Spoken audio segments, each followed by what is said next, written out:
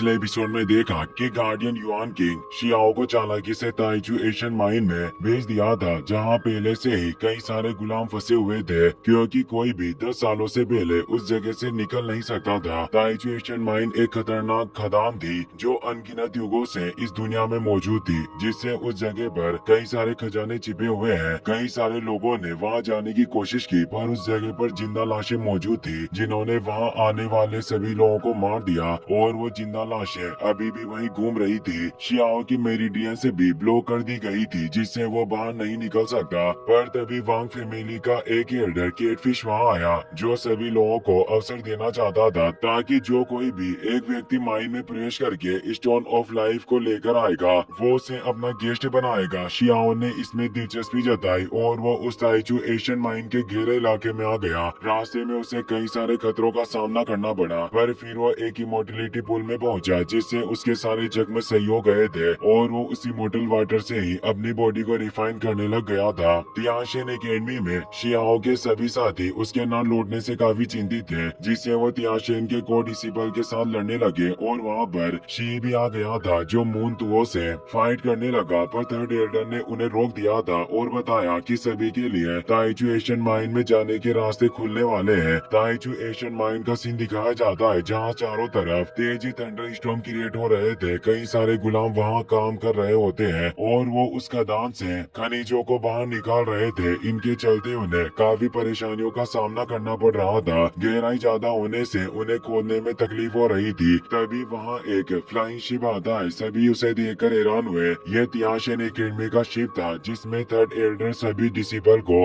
वहाँ लेकर आए होते हैं। वो सभी को बताते हैं कि ताइचू एशियन माइन कई सारे खतरों से भरा हुआ है, लेकिन वहाँ गहराई में प्राचीन शक्तियों के द्वारा छोड़े गए विरासत और अवशेष भी अनगिनत होंगे। यानी जितना रिस्क है उतना ही बड़ा प्रॉफिट भी हो सकता है। और वो एक 9 फिनिक्स से फर्नेस को बाहर निकाल कर बताते हैं कि यह फिनिक्स है फर्नेस भी इसी माइन से मिली थी, और इस फर्नेस की मदद से 9 फिनिक्स से बैरियर को भी क्रिएट किया जा सकता था। वो आगे बताते हैं कि सौभाग्य से मेरा एक डिसिपल इस खदान से बाहर आने में कामयाब हुआ था और वही इस फर्नेस को लेकर आया था। अब मैं इसी फर्नेस की मदद से आप सभी की मदद करूंगा ताकि आप सुरक्षित अंदर प्रवेश कर सके। उनके साथ वहाँ एक और एल्डर मौजूद होते हैं जो तियाशिन एकेडमी के सेकंड चीफ होते हैं। तियाशिन के को डिसिपल सोचने लगते हैं कि यह फिनिक्स फर्नेस काफी पावरफुल नजर आ रही है, पर इसे इस्तेमाल करने के बावजूद भी हमारी सुरक्षा की कोई गारंटी नहीं है। वास्तव में ताइचू एशियन माइन एक बड़े खलनायक की तरह है, पर अगर हमें वहाँ अंदर किसी प्राचीन एंटिटी की विरासत प्राप्त हुई तो हमारा बाकी बदल जाएगा और हम काफी ऊंचाइयों पर पहुंच पाएंगे। थर्ड एल्डर आगे बताते हैं कि मैं नहीं चाहता कि आपकी जान खतरे में पड़े, इसीलिए दुर्घटना को रोकने के लिए एक समय में 5 से ज्यादा लोग इस माइन के अंदर प्रवेश नहीं करेंगे। और अब मुझे बताओ कि तुम में से कौन है जो सबसे पहले अंदर जाने की हिम्मत करना चाहता है। चांग गोंगयान, लिटिल बनी, काओ युशेन, किनाओ चारों वही मौजूद है, इसीलिए वो जल्दी से आगे आ जाते हैं और रिस्पेक्टफुली कहते हैं कि एल्डर हम चारों इस लीड को लेने के लिए तैयार है और पहले अंदर प्रवेश करेंगे। थर्ड एल्डर भी इस बात से सहमत होते हैं, पर वहाँ मौजूद यूलिंग ऐसा नहीं चाहती थी, क्योंकि वो सोचती है कि अगर वांग अभी भी जिंदा हुआ तो ये लोग उसे बचा लेंगे। इसीलिए वो खुद अब आगे आ जाती है और थर्ड एल्डर से कहती है कि जरा रुकिए, अभी तक कई सारे तियाशिन एकेडमी के डिसिपल हेवनली गॉड रियल्म में नहीं पहुँचे हैं। आखिर हम उन्हें पहले जो कि मैं कैसे लेने दे सकते हैं, इसीलिए मैं पहले जाकर उस जगह को एक्सप्लोर करना चाहती हूँ। लिटिल बनी कहती है कि चुड़ैल तुम इतनी दयालु बनने का ढोंग क्यों कर रही हो। पर तभी चारों डिसिबल आगे आ जाते हैं जो यूलिंग के साथ जाना चाहते थे। सेकंड चीफ को उन पांचों की पावर ज्यादा लगती है, इसीलिए वो थर्ड एल्डर से बोलते हैं कि ये स्टूडेंट मजबूत नजर आ रहे हैं, इसीलिए इन्हें अंदर भेजना और ज्यादा सुरक्षित रहेगा। थर्ड एल्डर भी इस बात को मान लेते हैं और उस फिनिक्स फर्नेस को यूलिंग को सौंप देते हैं, जिससे वो काफी खुश होती है। काओ युशिंग देखता ही रह जाता है और अब यूलिंग उस फर्नेस को अपने पास रख लेती है। उनकी 5 डिसिपल की स्पिरिचुअल पावर से वहाँ उनके सोल एनर्जी बॉल क्रिएट हो गई थी, जिससे उनकी कंडीशन का पता लगाया जा सकता था।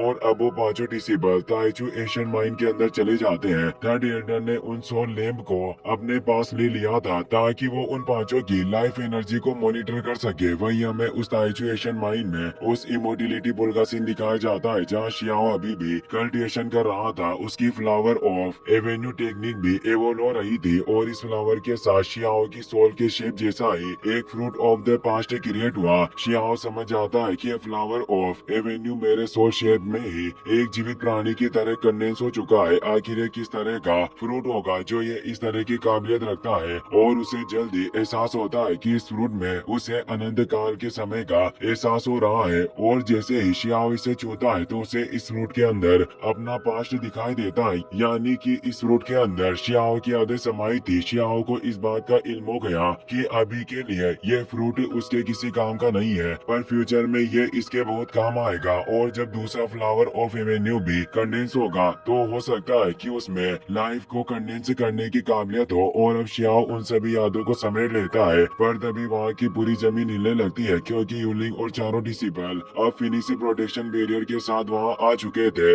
इस बैरियर की वजह से ही वो इतनी जल्दी इस गहराई वाले इलाके में पहुँच पाए थे। यूलिंग ही उस फिनिक्स प्रोटेक्शन को कंट्रोल कर रही होती है। डिसिपल, किंग मिंग और बाकी डिसिपल की हालत काफी खराब हो चुकी थी। वो कहते हैं कि इस जगह का प्रेशर काफी ज्यादा है जिससे हमें कमजोरी फील हो रही है। वाकई ये जगह काफी खतरनाक है। मुझे डर है कि अगर हमारे पास ये 9 फिनिक्स फर्नेस नहीं होती तो हम अभी तक मर गए होते। निश्चित रूप से वो हुआंग भी अभी तक जिंदा नहीं बचा होगा। यूलिंग कहती है कि अगर हमें उस हुआंग की बॉडी मिली तो मैं निश्चित रूप से अपने हाथों से ही उसे राख में बदल दूंगी ताकि कोई सबूत ना रहे। और वो लिटिल बनी भी मुझे काफी परेशान करती है, इसीलिए वक्त आने पर मैं उसे भी सबक सिखाऊंगी। तभी वहाँ शियाओ की आवाज आती है। वो बोला कि क्या तुम लोग मेरी मदद के लिए आए हो ताकि मैं ज्यादा ट्रेजर हासिल कर सकूं। वो पांचों काफी डर गए जिससे उन्होंने अपनी दूरियां कम कर ली और एकजुट होकर सामना करने का फैसला किया। पर जब आगे से स्मोक हटी तो तेज थंडर के साथ शियाओ सामने आता है। यूलिंग हैरान रह गई और बोली कि वांग आखिर तुम अभी भी जिंदा कैसे हो सकते हो। शियाओ अपने ओना को फैलाता है। यूलिंग की नजर जब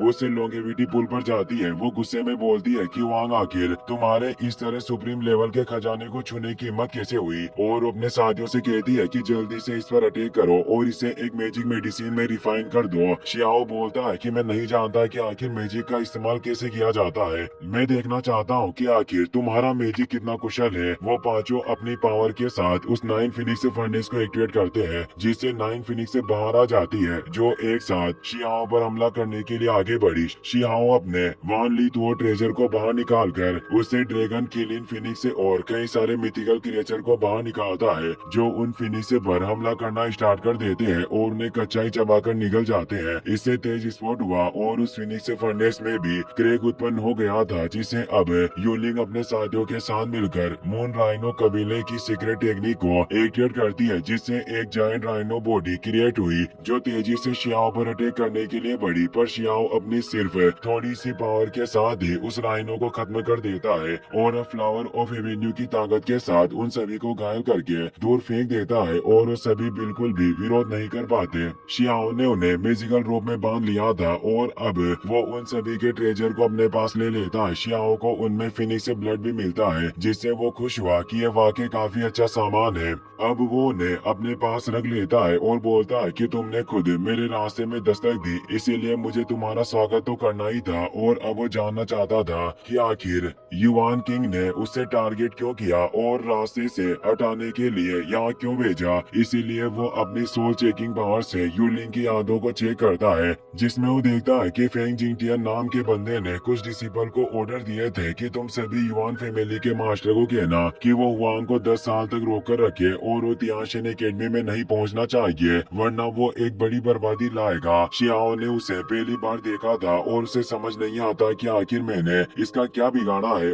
और इस फिनिक्स फर्नेस के वहां आने से एक डिवाइन स्टेचू की जगह पर एक फ्लेम प्रज्वलित होने लग गई थी और वो फिनिक्स फर्नेस भी ऊपर आ गई थी। थर्ड एल्डर परेशान होते हैं कि वो डिसिपल वापस नहीं लौट पाए, पर उन पांचों की आत्माएं बुझी नहीं है, यानी वो अभी भी जिंदा है। और अब वो स्थिति का पता लगाने के लिए उस फिनिक्स फर्नेस के साथ पांचों डिसिपल को अंदर भेजते हैं। वो पांचों डिसिपल देखते हैं कि उनके साथी बंदी बंधे हुए हैं और बेहोश है, जिससे वो हैरान रह गए कि आखिर कौन है जो तियाशिन एकेडमी के डिसिपल को चोट पहुंचाने की हिम्मत कर रहा है। शियाओ सी मोटिलिटी पुल में स्नान कर रहा था। वो बोलता है कि मैं बकवास की बातें करने में काफी आलसी हूँ, मैं सिर्फ काम की बातों पर ध्यान देता हूँ। अगर तुम लोग अपनी जान बचाना चाहते हो तो अपने ट्रेजर छोड़कर यहाँ से निकल जाओ और सब कुछ ठीक हो जाएगा। तो हंसते हुए कहता है कि लड़के तुम अभी तक गॉड रियल में भी नहीं पहुंचे हो और इतनी बड़ी बातें करने का साहस करते हो, और अब वक्त आ गया है कि हम तुम्हें तुम्हारी औकात दिखाएं। और वो फिनिक्स से फर्नेस को एक्टिवेट करके शियाओ पर अटैक करते हैं, पर शियाओ एक नजर में ही उन्हें दूर कर देता है, जिससे थर्ड एल्डर को भी पता चलता है कि उन पर हमला हुआ है और वो पांचों डिसेबल भी बेहोश हो गए। शियाओ ने उन्हें भी बंदी बना लिया था और अब वो एक और डिसेबल की यादों को भी चेक करता है, जिसमें भी उसी फेंग जिंगटियन की यादें थी, और अब